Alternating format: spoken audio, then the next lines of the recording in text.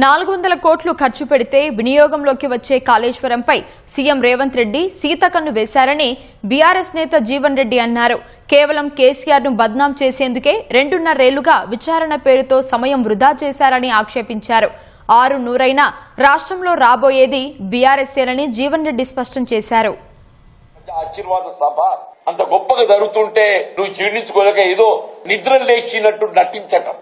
మేడిగడ్డ కురింగిపోయింది. ఎన్నడు కురింగింది? 30 మాసాలైంది. 2 పిల్లలు కురింగినాయి. దాన్ని నిర్మాణం చేసింది ఎవరు? L and T public undertaking. అది అసలు నిజంగా ఎల్ఎన్టీకి అంతర్జాతీయ స్థాయిలో గుర్తింపు ఉంది. అది ఎవడు చెప్తే ఏంటోడు కాదా? ఎల్ఎన్టీ నిర్మాణ సంస్థ అనేది ఏదైతే ఉందో అంతర్జాతీయంగా గుర్తింపు పొందింది. అది ఎవరి సలహాలు సూచన చేస్తే అది తప్పులు చేసేటువంటి సంస్థ కాదు. అది సరే పిల్లలు కుంగినాయి, దురదృష్టం. అది మరమ్మ చేసుకుంటూ 400 కోట్లు అయితే ఎక్కువ 30 మాసాలు గడిచింది. ఎన్డీఎస్ఏ జాతీయ సంస్థ ఏదైతుందో వాళ్ళు సంవత్సర కాలం దాన్ని నార్చిండ్రు, పెండింగ్ పెట్టిండ్రు. దాని పునర్నిర్మాణం ఈ పాటికి అయిపోయేది ఉండే.